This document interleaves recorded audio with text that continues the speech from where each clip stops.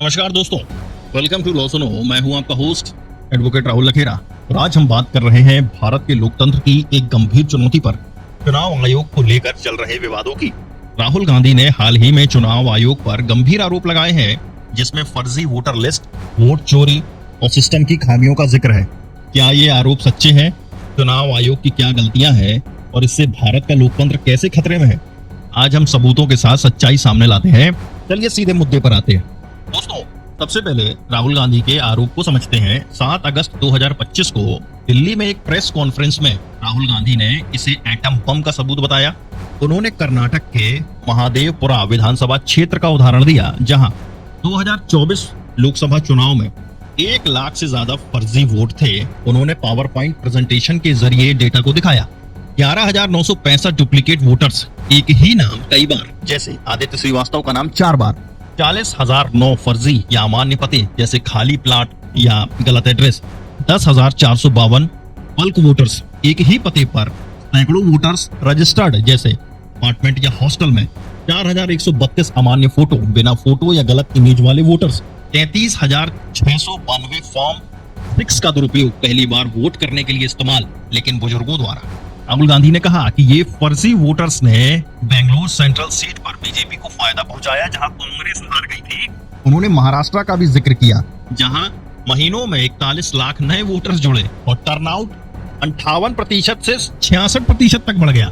बिना स्पष्ट कारण के राहुल गांधी ने चुनाव आयोग पर बीजेपी के साथ मिली भगत का आरोप लगाया और अधिकारियों को धमकी दी, हम ऊपर से नीचे तक किसी को नहीं छोड़ेंगे। उन्होंने बिहार में SIR स्पेशल इन्वेस्टिगेटिव डिवीजन का विरोध किया, जहां कथित रूप से दलितों, आदिवासियों और प्रवासियों के नाम हटाए जा रहे हैं। 80 मिलियन लोगों को दोबारा नागरिकता साबित करनी पड़ सकती है। अब चुनाव आयोग की प्रतिक्रिया और गलतियां क्या है, इसे समझते हैं। ECI ने इन आरोपों को बेतुका और पुरानी स्क्रिप्ट बताया। उन्होंने 2018 के कमलनाथ मामले का हवाला दिया, जहां सुप्रीम कोर्ट ने ऐसे आरोप खारिज किए थे। इलेक्शन कमीशन ऑफ इंडिया ने कहा कि डुप्लीकेट्स पुरानी चुनावों की क्लैरिकल गलतियां हैं, जो पोलिंग से पहले ठीक की गई। बल्क पते अपार्टमेंट्स में सामान्य हैं और टर्नआउट बढ़ोतरी प्राकृतिक है। लेकिन कुछ लोग कहते हैं कि इलेक्शन कमीशन ऑफ इंडिया पारदर्शिता में कमी कर रही है।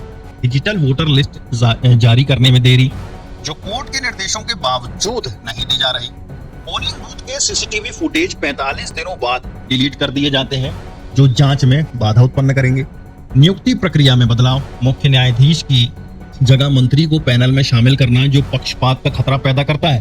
कर्नाटक के CEO ने राहुल को नोटिस जारी किया। एक महिला के 2 बार वोटिंग के आरोप पर सबूत मांगे। इलेक्शन कमीशन ऑफ इंडिया ने राहुल से हस्ताक्षरित घोषणा या माफी मांगी, लेकिन खुद आरोपों की जांच नहीं शुरू।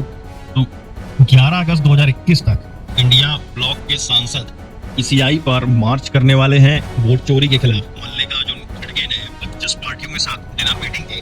टाइम्स नाउ की जांच में दावा कि बीजेपी और इलेक्शन कमीशन ऑफ इंडिया ने रायबरेली में फर्जी वोटर्स से राहुल को हराने की कोशिश की, लेकिन असफल रहे।